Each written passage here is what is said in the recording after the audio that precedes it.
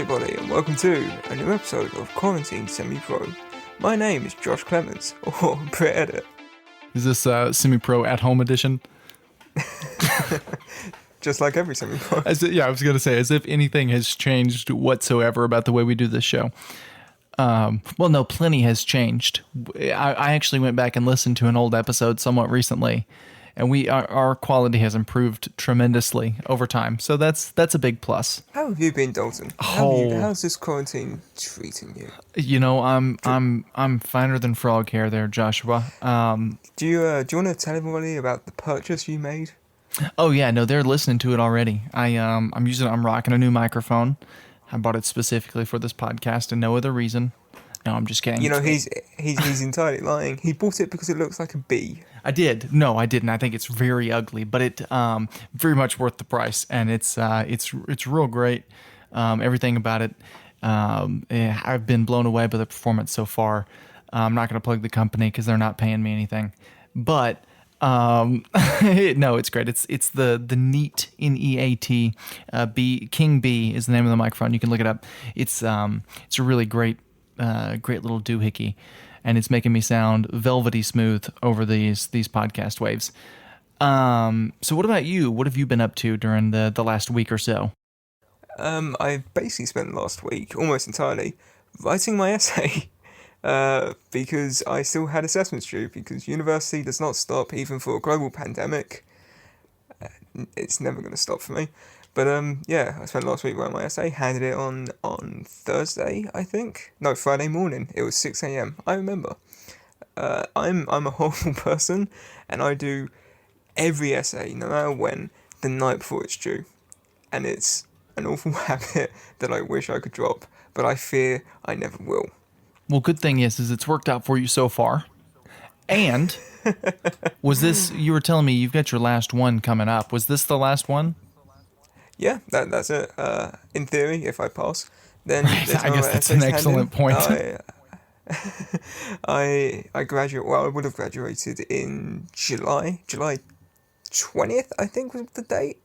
But because of COVID-19, instead I'll just be getting my graduation certificate in the mail. I think my parents still want me to have a graduation, which means they'll dress me up and take photos so that my dad can post it on Facebook. but yeah, well, it is what it is. I spent the rest of my time playing Assassin's Creed, it's fun. Well, we've got, there is news to talk about. We've got, obviously this episode, we're doing an episode of the podcast this week. There's literally only one thing we can do it about. We didn't even want to. We literally started this discussion. What are we going to talk about? And we were trying to find things that weren't this to talk about. We're going to talk about the Snyder Cut, of course. I'm surprised they actually went with the name Justice League, the Zack Snyder Cut. I'm genuinely surprised they didn't just call it the Director's Cut. That being said, because that's what I would have called it. I would not have called it the Zack Snyder Cut. I would have called it the Director's Cut. But I guess that's just me. I don't know. But of course, if you live under a rock and haven't heard, Justice League, the Zack Snyder Cut is coming to HBO Max in 2021. They're doing some reshoots on the movie. None of the original cast is coming back for the reshoots, I think is something I read. I didn't know they were doing reshoots at all. I thought it was just all of the post-production work. No, there are definitely reshoots going on. And I know the original cast is not, or the main cast is not coming back. Right. But there will be reshoots without the cast. Which I find interesting. But that's we're going to stay positive and talk about, because me and Josh have been somewhat vocal about our stance on the Snyder Cut, even on this podcast before. But we're going to stay positive for this discussion just because it is genuinely an exciting moment for me, because I'm excited to see the movie. I may not be the biggest fan of Zack Snyder, but I'm always excited. I was excited to see Justice League the first time it came out. And I'm excited to see what will no doubt be a different movie. Despite what it is critically or whatever, I'm still excited for it. So yeah, I mean, essentially, we get two movies for the price of one. Yeah, in a way. I mean, I remember And walking Warner out. Brothers gets two movies for the price of $340 million. No, okay, we're gonna stay Right, positive. We're right. gonna Oh stay yes, positive. focus. I remember walking out of Justice League the first time, and I saw it with my mate Brandon, who miss you, Brandon. But I remember walking out of it, and we both went, you know what? That was pretty fun. It was cool because at the time it was, there wasn't. I don't think the release of Snyder Cut movement was even a thing at that point. Uh, and we just kind of walked out and were like, okay, so that's the Justice League movie we've got. All things considered, it was pretty cool. We had a great version of Superman, Batman. Even though people felt the humor was out of place, and I kind of get that, I was like, it is what it is. And I thought, hey, that's pretty fun. And so I'm interested to see what Zack Snyder is going to look like, because I know it'll be tonally more like BVS and Man of Steel, and in turn feel like more of a sequel to that movie. Uh, and I think I'm definitely interested in it. I'm gonna wait until we start seeing stuff to say whether or not I'm excited or not. But like as far as ideas go and how they're executed, Snyder's always had a good visual style, and I'll like maintain that. His special effects are really good, and so I know I'm interested to see how much of what he's claimed is going to turn up in the cut versus like what is actually going to be in the thing. Yeah, no, that's definitely my, I don't want to say biggest concern. The thing about it is with reshoots, which are a thing that are happening, with reshoots, all of the things that he's claimed can be in it, which some of the stuff that he's talked about sounds really neat. I do want to take that aspect of this discussion off the table for myself. You can talk about it if you want. But I want to talk about the movie from an artistic film standpoint. How is I'm excited. I can't wait to see it. Mainly for the fact that I think Zack Snyder has that strong singular vision. I'm not. I like Man of Steel. It's a great setup. It's a great modernization of Superman. I think Zack Snyder's biggest issue as a filmmaker is that he thinks too large scale. He thinks too far ahead. You know, when he went into Man of Steel, if the things that he's claiming are actually how it happened, he went into Man of Steel not thinking up a Superman movie. He went up thinking a 3-film Superman arc with an entire universe built in. And that you just can't go into a movie thinking that. And I think that's where it sort of worked in Man of Steel. But I think that's where BVS definitely falls. And that was ultimately my biggest fear before, Joss Whedon took over for Justice League, was that it was going to have the same issue that BVS does, where it's all forward focused and not inward focused. You have to have a good balance of that when you're trying to build a universe. You can't just focus on the universe building. You've also got to instead focus on yourself and your own film and how it goes. And I think that's where BVS definitely suffers. And I think even Man of Steel, to an extent, suffers from that, just not nearly as bad. It would kind of be like, I mean, you've heard the comparison. It would be like releasing Iron Man, Captain America Civil War, and then the first Avengers movie. Like, had they done that, the universe would have failed. I mean, almost instantly. There's no way to do that. It just doesn't flow naturally. And so, we'll see. That's my biggest fear for the director's cut of Justice League, is that it's going to be very forward focused on a DC universe that will never see the light of day, chances are. So that's my biggest concern, but that doesn't mean I'm not excited to see it.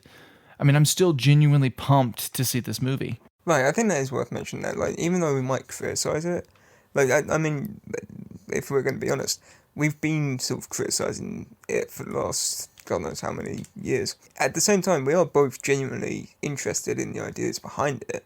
We're interested in seeing it. I know we've both said to each other already that we do plan on watching it. Like, I'm not going to bash a movie blindly. I'll say that.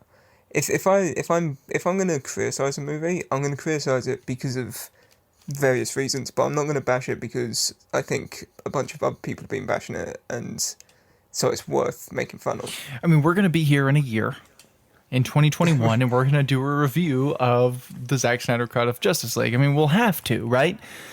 And Yeah, then we'll be able to give our opinions over whether it's good or bad. Right now, right, we can't talk about that because we don't know what it's like.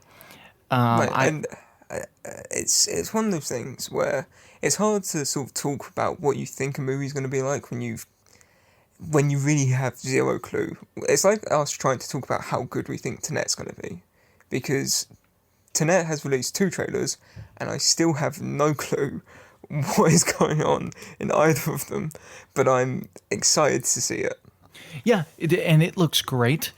But yeah, you're right. It doesn't. It's like I'm trying to think of a movie I've never seen that everybody loves, but I can't think of one, or that everybody hates. I can the what's it? Planet of the Apes, the Tim Burton one. I've seen the Tim Burton Planet of the Apes, Josh. It's horrible. It's so See, I bad. haven't. I haven't. So for me, it's like that. It's like everyone bashes this movie, but I have never seen it, so I've never said that it's crap or anything. Because I wanna actually take a look at it before I even start thinking about that idea. That's not to say it isn't bad. It's just to say that I can't say it's bad. Well, it's almost like the Batman, right? There are a lot of people I've seen take to social media or whatever to bash Robert Pattinson as an actor, or to bash Matt Reeves as a director, or just to bash the production of the Batman. I don't see how you can sit here and say that now without having seen this movie. I mean, people blame it on comic accuracy. People blame it on this, that, or whatever. I mean, there's no way it's less comic accurate than The Dark Knight. And that's one of the best movies of all time. So I think, I'm seeing a lot of that, people bashing this. And I don't want to be that person, right? Because I don't care for that. So what I can base this off of is my opinions on Zack Snyder's past films, and, my opinion on the Justice League film that we got. Because I'm pretty sure narratively, the stories are, from what I've heard, the stories are supposed to be fairly similar, if I remember correctly. And where the big difference is going to come is based off of the extra stuff. So like that base story will be relatively the same, but Zack Snyder's version had a lot more to fill out that story, if I remember correctly, which would make sense. Because I think a lot of that final battle was directed by Zack Snyder. There was a lot of it that was reshot, but not all of it for sure. So we'll see. The narrative story of Justice League, I think, despite your opinions on the movie, is pretty good. I mean, just the narrative flow of things. It's not the worst. It's nothing spectacular or nothing particularly interesting, but I've seen much worse movies. No, I get what you're saying. I mean, there are some things that I am genuinely. I don't think I'd say I'm excited for anything in particular. I'm more excited at the prospect of certain things. Because again, we have no clue about the actual movie. But, I said this to you earlier, and I know you disagree to a certain extent, more so about the probability than the actual event, but I think it opens the door for more Henry Cavill Superman movies, which I would be much more excited for. He's one of my favourite working actors, and I think he's a tremendous Superman when he's written properly. Yeah, that does bring up a good point. I don't know, 'cause some people are still holding out hope that with this, that a Flashpoint movie is going to tie this and Robert Pattinson's Batman into a shared universe. I don't see that happening. I don't see the DCU coming back just because of this movie, which I think is a lot of people's biggest hope. They're hopeful that when this movie comes out, that'll be the spark that, reunites the DCEU, and I just don't see that happening. I think chances are what we're going to see is this movie come out. You'll see whatever it is critically, and then that'll be it. We got Wonder Woman. Shazam is kind of in its own universe enough where you could tie it into whatever if you wanted to do a shared universe. But I do think we're going to see just DC focus on solo movies for a while instead of focusing on the shared universe stuff. Once again, that's all going to depend on where the money falls when the Zack Snyder cut of Justice League comes out. But as far as the Superman stuff goes, I don't see this spiraling into its own universe, mainly for the reason that I don't see this bringing Cavill back, because Justice League isn't the reason Cavill left. If Justice League was the main reason that Cavill was out as Superman, then I would absolutely agree. But I don't see that as being the reason. It seems a whole lot more likely that it was disputes with The Witcher more so than disputes about this. So I don't know that. That's just what it seems to be. And technically, Cavill is still attached. I mean, there's never been an official statement by anyone as to whether he's in or out. So I don't know. I don't see this as the spark that brings him back, but I guess we'll just have to see. Right. I mean, it's it is probably me just kind of hoping for more than is actually possible. Still gonna hold out that hope because it's like car keys. There's also Ruby Rose has left Batwoman. I saw that, which is wild. I don't watch Batwoman. Quite shocking, truth be told, because Batwoman just wrapped up its first season. They were confirmed to season 2, which is still going, I think. Yeah, the show is going to keep going without her. There's going to be a recast for season 2. I watched about half of season 1. Ruby Rose was absolutely the most enjoyable part of that series. She's the best actress on the network, I would say. Again, it's a series that I never saw, so I can't really speak much into how good it was per se. It's interesting, but I don't know. It's the thing that gets me about it is I don't know why she left, and so I don't want to comment on, her or the studio without knowing the reasoning behind it. So I'm just going to leave that kind of as is. I'm interested to see who they bring in to replace her, but she's definitely going to be missed. Once again, I didn't plan on watching any more of the series, but I'd probably catch her on a crossover every now and then, and she was always fun to watch just because she was a very good actress, and she did really suit the role that they were going for. So, I mean, we'll just have to see where that goes kind of from here on out. But I do think that try to put yourself in the shoes. What if Stephen Amell had left Arrow after season 1, or Grant Gustin had left The Flash after season 1? It's just really weird to think about, just because it's the first time that's really happened. I don't know that we've seen a big major recast in any of the CW shows so far, or really in. I can't think of a major comic book TV show where we've seen a recast like this. Of your main hero. It's just interesting. Usually you don't recast your main hero, you cancel your show if they leave. So I'll be interested to see who they replace her with. Well, I know Wallace Day, I think that's her name, I can never remember it properly. I know Wallace Day said that she'd like to have a go at it, which would be neat. She's good in Krypton, from what I saw. Stephanie Beatriz, I don't know how you say the name, I can never can, but a lot of people know her as Rosa from Brooklyn Nine-Nine, and she's really good in Brooklyn Nine-Nine. I'm interested to see who they cast, because, again, like I said, it's really never happened before, like, at least not in recent memory, and so, the reason she said that she left was, I think, something about long work hours that were very heavily demanding. And that kind of threw me back to something that Michael Rosenbaum said when him and Tom Welling were talking about Smallville, I think it was. It's like you ended up getting back home at like 1 a.m. and then you had to be on set again for 6 a.m. And it was just an insane sort of work times that they were expecting of you almost constantly. Although they may have changed it since then, because I know there was I think there was an accident or something with a CW actor who like crashed his car or something because of sleep deprivation. It's very strange. I think she probably left almost immediately as soon as they wrapped filming, but they've probably kept it on the wraps for the last however long because Yeah, I would definitely think it's bad so. business if you hear an actor's leaving a show like before the show's even finished airing. Right.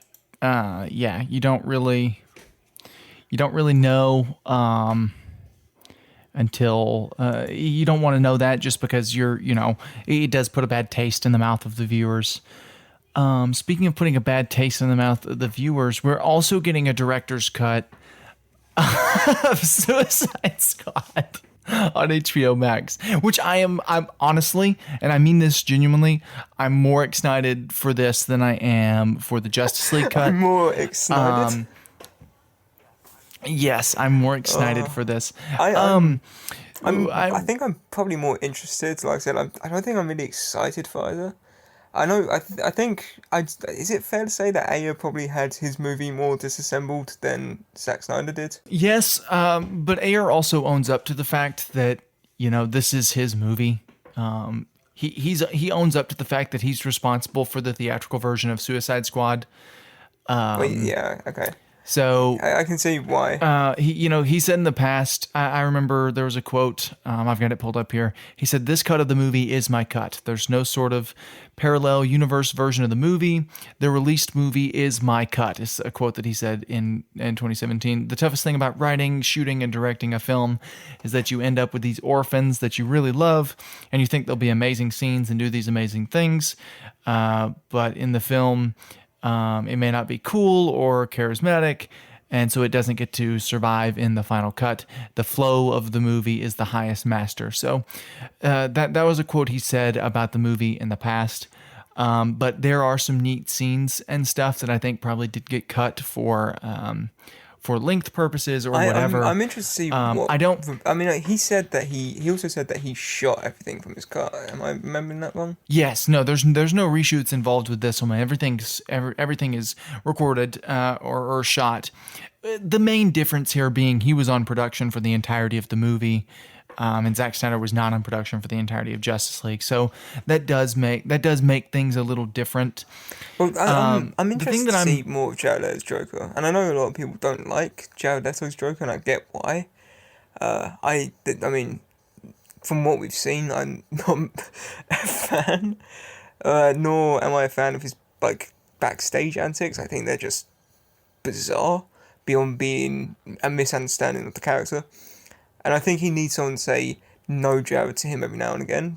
But I think it's also That's a bad Jared. bad Jared. Stop that. Don't send people dead Don't rats. send them used condoms.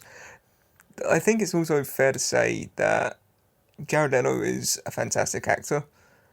Like he's proven that with Fight Club, with Dallas Buyers Club, Requiem for a Dream. And there was one where he played like a super fat serial killer, and he Christian Baled it, gained all the weight, and then lost that weight back to his really skinny state in can't remember how long. But then he also got ripped for Suicide Squad, and I'm interested to see his Joker, but actually having like consistency. Yeah, I don't know. So my thing about this is I don't think we're gonna get a great movie out of this. Simply because I don't think that there's going to be that much different from the theatrical version of Suicide Squad. What I do think we're going to get is some really neat stuff to talk about and some really artistic stuff that we're going to get to see. Like you said, we're going to get to see more of Jared Leto's Joker, which I think had great potential. I think we're going to see a movie that flows a lot better and maybe operates more like a film.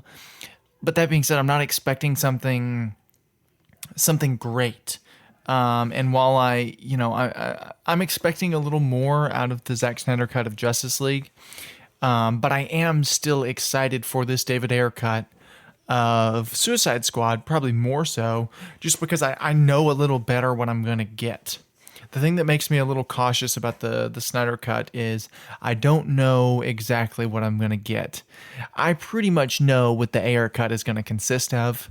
Another reason I'm glad to hear about it or glad to that it's getting made is I don't have to hear about it. I never have to hear release the air cut ever, and so that's a big thing for me.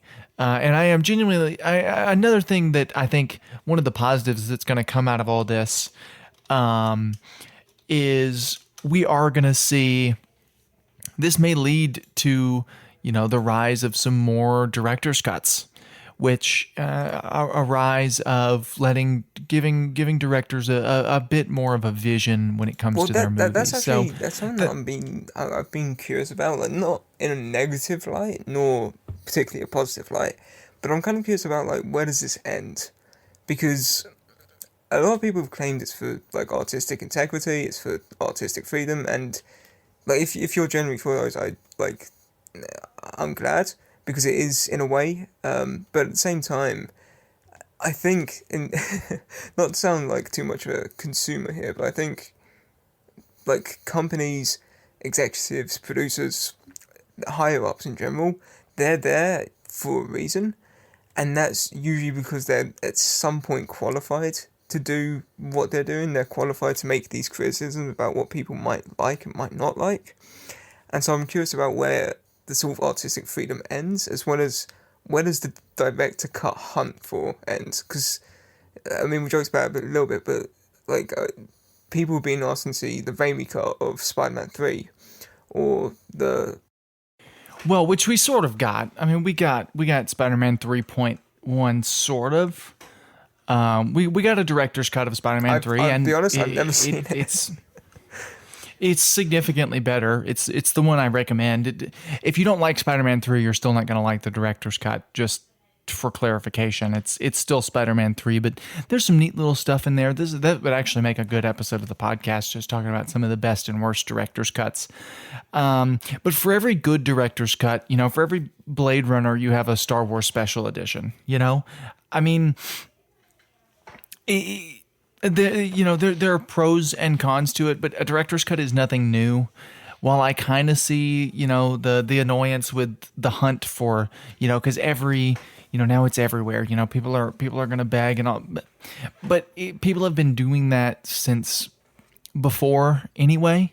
I mean, we've seen in the last 2 years it happened twice. No, in the last year, I guess we've seen it happen twice with the Raimi suit in Spider-Man PS4 and with Sonic's design for the Sonic the Hedgehog movie. I mean, those are two examples of the exact same thing that happened with the Snyder Cut. And so I don't like it because I didn't like it with either of those things either. I didn't like it. I didn't like the way fans reacted with the Sonic design, and I didn't like the way fans acted with the Raimi suit. And so, just because I don't think the Snyder Cut is anything special in that regard, that doesn't mean I condone it or like that idea. Well, I think there's a distinction that we should say, where I think there's a distinction between lobbying for a version of a movie that you want or whatever, and peaceful protests and sort of raising money for charity and stuff like that. Even though the raising money for charity thing, I think if you're expecting something out of that, then it's a bit misplaced, but nonetheless, it's raising money. But there's a difference between that, the side of the Snyder Cut that I think I'd say I'd respect, versus the side of the Snyder Cut that has harassed Joss Whedon, as well as many other production members, Henry Cavill, when he said he didn't think he's never seen it. The side of the Snyder Cut that's been particularly vocal in a negative light over the last 3 years. I think, I don't want to say it condones that, but it shows that an element of that works. And that's kind of what I'm more scared of than anything else, probably. Sure. No, I could definitely see that. I think I don't think this is the only example of that, which is why I try not to. Once again, this is not me saying I condone that sort of behavior or that I like that sort of behavior in the industry. That's just me saying I don't think that's we've got several other examples of that, and I don't know that this is the worst one. You know what I'm saying? I don't know that this is the worst example of that we've seen even It's certainly the largest scale example we've seen of it, but we've also seen countless other examples of this here recently. So, I hope that's not the new normal we're working towards when it comes to the industry, because I think one of the things that does is, sure, for this version of the movie, it's getting a director's artistic vision out there, but what happens when it's used in the opposite way to destroy a director's artistic vision? I don't know. It's I That's neither here I nor actually there. kind of wrote a paper on this for university. The idea of it's not exactly the same, but it's more or less it's about the idea of giving the audience too much power, because I think there's a very delicate power balance between the audience and the creators of content, right? And there's been this balance for a while, and it usually tips one way or the other. But at some point, I think it can dip too much, where to one side you might have the monopoly of like Disney owning everything, controlling everything, not having any competition to worry about, and therefore artistic and creative freedom dies. But on the other hand, there's a reason that these limitations and executives and whatnot have been in power. And so there's an area where the idea of limitations, which I think people need, being killed off. Yeah, no, I can definitely see that, and I agree that there should be some audience input Yeah, I into don't think it that. should be entirely one or the other. I think it's just we need to be careful about maintaining that kind of delicate balance. I can definitely see that. I don't want to talk too much about the negatives, because there were some positive things to come out of the movement. Yeah, that's I can never remember the actual number. I think it was 27,000 for like suicide prevention charities, which is nice. And then, of course, the main thing was the artistic vision that people are excited to finally give Zach his cut of the movie. I don't know how much more we can talk about it. Once again, I think it's going to be one of those things, and this has turned into the main topic of the episode, and we didn't really particularly want it to, but that's all right. Happy accidents. Right, happy little accidents. We'll just have to see where it goes and what it's like when it comes out. That's going to be the biggest thing, is when it comes out, what is this movie going to be like, and how is the audience going to react, and how are we going to move forward? How is Warner Brothers going to move forward from this? Because this will be a good example for how they move forward for things. I do find it interesting. Because there are certain directors who, Ridley Scott has re-released Blade Runner 5 times. What is it, 12 times now? Yeah, it's a high That's something number. that I spoke to you about, because I was saying I've never seen Blade Runner, and then you told me to watch the final cut, and I wasn't even sure. I'm never sure what version I'm buying. Is the final cut or the director's cut or the director's cut re-release or the theatrical version or the theatrical version re-release? There's so many different versions. Yeah, no, there are several. There are endless different options of Blade Runner. But once again, I think the final cut is the best version of that. But that being said, every movie Zack Snyder has ever made has had a director's cut, except for I don't think Man of Steel has had a director's cut. Watchmen's got a director's cut. Dawn of the Dead has a director's cut. 300 has a director's cut, and BVS has the extended cut, and now Justice League has the Zack Snyder cut. So I hope he doesn't fall into that trap. He kind of seems like a perfectionist, where he's not happy with something even when it is released. So I hope Justice League isn't one of those examples. We'll just kind of have to see. Not like I don't mean this in a negative way. Is the Snyder Cut in theory the most expensive director's cut to ever be released? I don't know. A lot of things would factor into that, based how much shooting and stuff had to go into it. There are certain, when the Richard Donner cut came out in 2004, they actually had to buy the film prints to get the footage for him to recut the movie. They had to update their rights to put Superman in a film. So there are a lot of different things that go into it. It's going to boost Justice League to the third most expensive film of all time. And it will probably that will definitely make it the most expensive home release film of all time, which is interesting. I'm also curious to see if HBO Max releases in the UK, because as a channel, the UK doesn't have HBO. We have a lot of stuff that has. There's usually three main like TV broadcasts boxes that you can get: Sky, BT, and Virgin. And so whenever Game of Thrones or True Blood or the True Detective or any like HBO original shows, they'd aired through that channel. So I'm curious to see if HBO Max does an international release, because DC Universe hasn't, which is extremely annoying to say the least. Well, you're not missing Well, much. Just putting that out there. Doom Patrol is really the only thing you're missing, and it's moving to HBO Max. it's So like, okay, so just this is a very quick rant here on behalf of myself, who's been very frustrated with this over the last God knows how long. But you've got Swamp Thing, Titans, Doom Patrol, and the Harley Quinn show, right? As well as the fact that I just want to read comics online, but that's another issue. But yeah, so you've got those. don't forget the HD restore of Batman the Animated Series. Right. And so if I want to watch Doom Patrol, I have to buy Amazon Prime. If I want to watch Titans, I need Netflix. If I want to watch Doom Patrol, I have to buy Amazon Prime, then buy a subscription to Stars Play. If I want to watch Swamp Thing, I need Amazon Prime. If I want to watch Titans, I need Netflix. And then if I want to watch Harley Quinn, I can just go screw myself because it decided not to air here at all. Yeah, It's a pain. I think part of the plan there was to have DC Universe, and then it was going to release internationally, but then HBO Max came along and put a pin in that. So hopefully I think HBO Max is so much bigger of a service. I would say it'll have an international release. I have no idea though. I don't work for them. I also find it odd because they're apparently releasing Doctor Who. I remember them mentioning that during their announcement when they like said that they were doing it. I just don't know whether that means they're financing, producing, and making Doctor Who, or just this like airing it to the US through HBO Max, or what. I'm not sure. I think because Warner Brothers owns BBC, correct? If I remember correctly. I did not think that.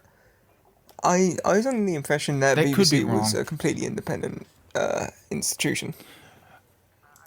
I could be wrong there, but I don't know. If they do, I would not be surprised at all. Well, the BBC itself is publicly owned here. That's correct. That's right. I mean, people usually use this whenever there's jokes about. I forgot about that. American laws versus British laws or whatever, and people usually say, "Oh, you have to pay to watch TV," and I just like to say that's not the case. You can watch TV as much as you want. You don't have to pay anything. What you have to pay for.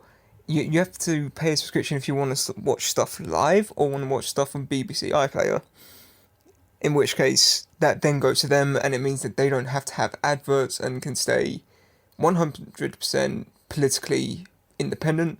I mean, the current government don't own them and can't use them as a propaganda channel. Okay, so I've done just a little bit of research. Warner Brothers Warner Video is and has been in charge of the releasing of Doctor Who to worldwide audiences via CBS, which they also own. And until the year 2000, they actually released it on the CBS and Fox networks before the advent of BBC Two, which is what we have over here. So they do own releasing of the show. They don't own the actual series itself. That is owned by the BBC. But they do have exclusive rights for how it is released. Okay, so they've got distribution rights. So I assume that means that it'll be distributed on HBO Max? Right, which distributing rights does affect release. So that I'm interested to see how that goes. I don't know. That'll be interesting. It'll be nice to have a place to, watch Doctor Who easily to watch it, because it doesn't stream well anywhere. But yeah, so that I guess is something we didn't really cover, is just all the stuff coming to HBO Max and kind of how exciting that is. So I guess we've talked this thing pretty much to death. All in all, kind of final thoughts. I'm interested to see the center cut. I'm excited for it. I'm really excited. Well, I say that. I don't want to say I'm really excited for anything related to Suicide Squad. But I'm relatively excited for the air cut of Suicide Squad, probably more so than the Snyder cut. Neither of these movies are particularly my cup of tea, but I am excited not only that the director is getting to put forth their vision, but also just to get more comic book movie content. We're going to be kind of dry. I'm going to say the Batman is probably going to get pushed back. Well, Release date in England or in London, at least, has been permitted by the government. However, the government has also done a lot of stuff recently, which has been heavily criticised both by the government itself and its people. Right. Yeah, we're here. One of the tightest lockdown states is California, which of course is where majority of filming in America happens. It would be, of course, in Los Angeles. So I don't see American film production starting up for a while, just given the government of California specific. So I think if you're going to want to start to get production going on a movie like that, you are going to have to go elsewhere.